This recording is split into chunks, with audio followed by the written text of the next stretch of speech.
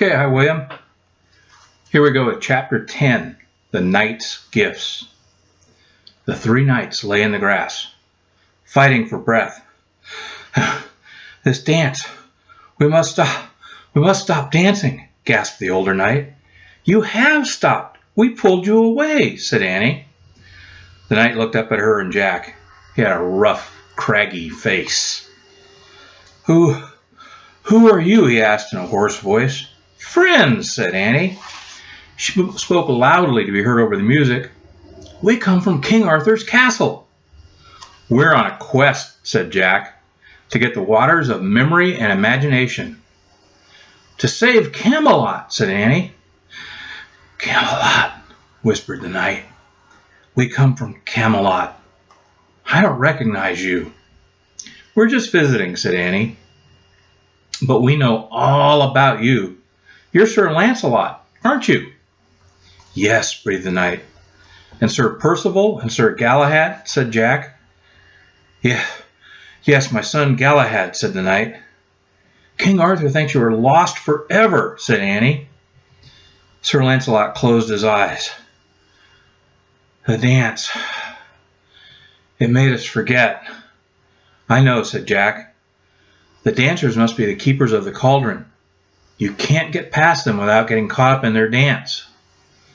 Father, we must find the water. Sir Galahad tried to sit up, but he was too weary. He lay back in the grass. That's okay. We're here now, said Annie. You should all rest. Sir Galahad closed his eyes. Yeah, don't worry, said Jack. Annie and I will find the magic water for Camelot. But you are just children, said Sir Percival, the third knight. You must wait for us. There's no time to wait, said Jack. Camelot is dying, said Annie. We have to hurry. Then you must take this, said Sir Galahad. He reached into a leather pouch that hung around his shoulder. He took out a silver cup. With a trembling hand, the young knight gave the cup to Annie. A cup, she said. Take this too, said Sir Percival. He pulled a small wooden box from a bag that hung from his belt. He handed it to Jack. Jack opened the lid. In the middle of the box was a pointer with markings all around it.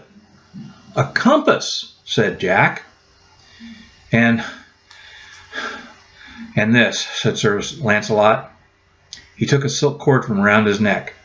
A glass key hung from the cord. A key, whispered Annie.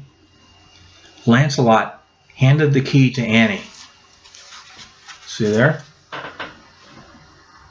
He's handing her the key. She and Jack looked at it closely. Then Annie hung it around her neck.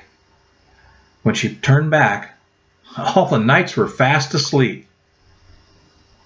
Sweet dreams, Annie said gently. You guys need a long nap. Jack and Annie stood up. I think we have all our gifts now, Jack said, but I'd better make sure. He hurried to get his backpack. It was lying in the grass near the knight's sword. He pulled out his notebook and read the second rhyme. 4 gifts you will need.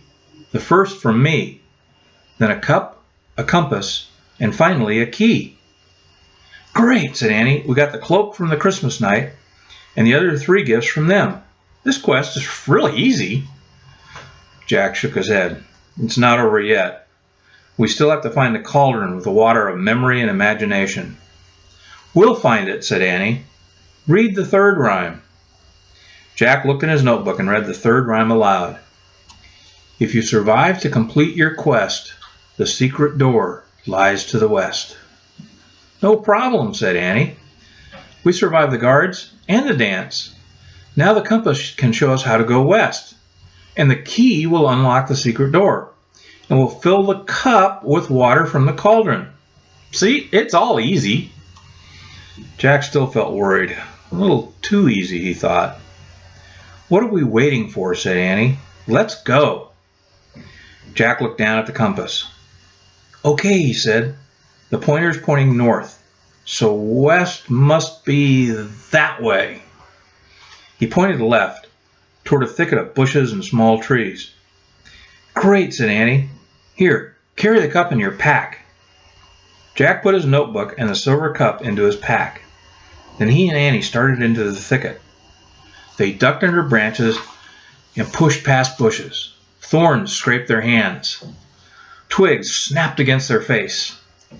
Jack kept checking his compass. Could they really be searching in the right place, he wondered? What kind of door would they find in a tangled thicket? "Listen," said Annie. "It's so quiet now." The thicket had grown eerily silent. No birds called from the bushes. No music could be heard in the distance. Jack checked the compass once more. It shows we're still going west. I just hope this thing works. "It works," Annie said softly. "Look." Annie was holding back a leafy branch. She pointed to a rocky hillside beyond the thicket. Halfway up the hillside was a ledge. Between two giant boulders on the ledge was a shining glass door. Okay, so that's the end of chapter 10. We will do chapter 11 next time. Bye.